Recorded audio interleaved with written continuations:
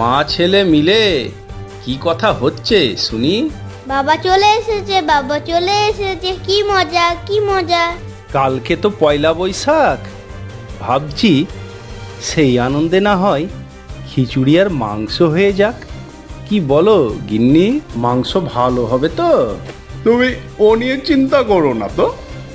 মাংস যদি খারাপ হয় তবে টাকা তোমার ফেরত পাবে। ও মা, বান্টি, কেমন আছিস বাবা? এতদিন পর পিসিমণিকে মনে পড়লো বুঝি?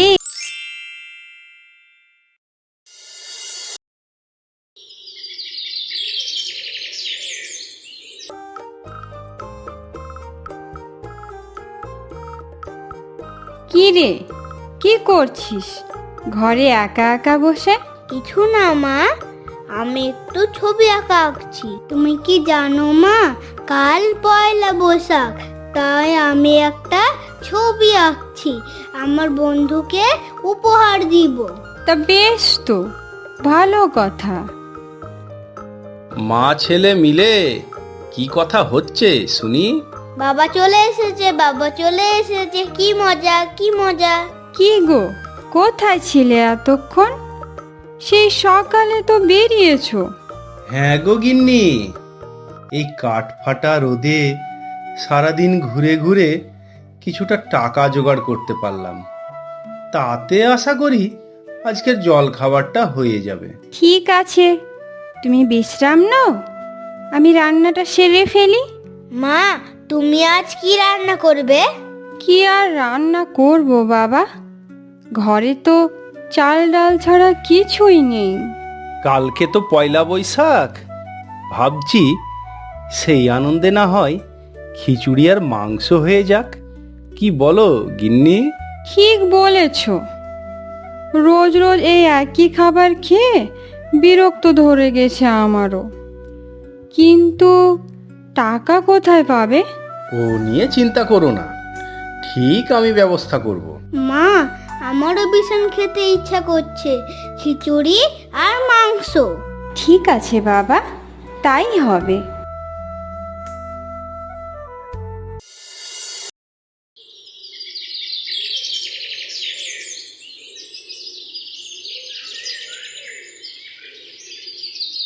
পলাশ, ও পলাশ, এ ভালো ভালো দেখে 1 কিলো মতো মাংস দিয়ে দেখিনি। আজ পয়লা বৈশাখ, একটু ভালো মন্দ রান্না করলে 1 কিলো মাংসতে কি হবে চিন্ময়দা? হ্যাঁ রে হ্যাঁ হ্যাঁ, অভাবের সংসারে এত মাংস নেওয়ার মতো সামর্থ্য নেই রে আমার। এই নাও, মাংস ভালো হবে তো? তুমি ও নিয়ে চিন্তা করো না তো। মাংস যদি খারাপ হয় তবে টাকা তোমার ফেরত পাবে, বুঝলে?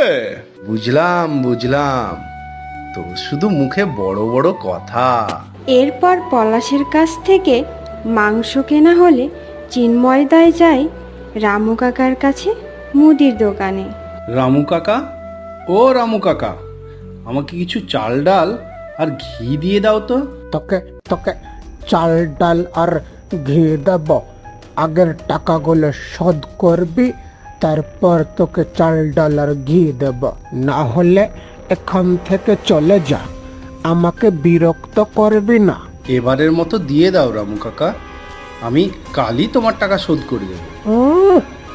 পকেটে টাকা নেই, আবার মাংস খিচুড়ি খাওয়ার অনেক শখ।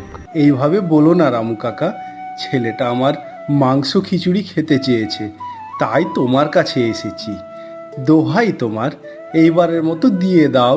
এইবারের মতো ছাড়ছি, পকেটে টাকা না থাকলে আমার দোকানে বাজার বলে আসবি না।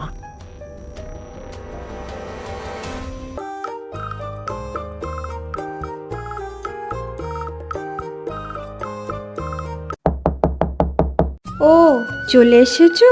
তোমার জন্যই অপেক্ষা করছিলাম। এই নাও, কি এতে? ওই যে বান্টি খিচুড়ি আর মাংস খেতে চেয়েছিল, তাই খিচুড়ি আর মাংসের জন্য যা যা লাগে এতে সব কিছু আছে। ছেলেটা আমার পয়লা বৈশাখে খিচুড়ি আর মাংস খেতে চাইলো। আমি যদি বাবা হয়ে এটুকু দিতে না পারি, তাহলে আমি কিসের বাবা? ঠিক আছে, তুমি হাত মুখ ধুয়ে নাও, আমি খাবার রেডি করি।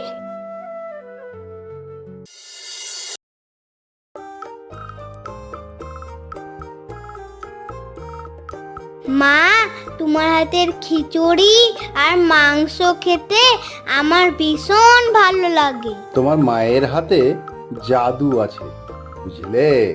এই পয়লা বৈশাখে পিসিমণিকে খুব মনে পড়ছে বাবা। পিসিমণিও তো খিচুড়ি আর মাংস খেতে ভীষণ পছন্দ করে। ঠিক আছে বাবা, এখন তুমি খেয়ে নাও, বিকালে আমরা সবাই মিলে তোমার পিসিমণিকে খিচুড়ি দিয়ে আসবো। সত্যি বলছো মা? হ্যাঁ বাবা, একদম সত্যি বলছি। বান্টি তার বাবা মাকে সঙ্গে নিয়ে পয়লা বৈশাখের দিন পিসিমণির সঙ্গে দেখা করতে গেল। পিসিমণি!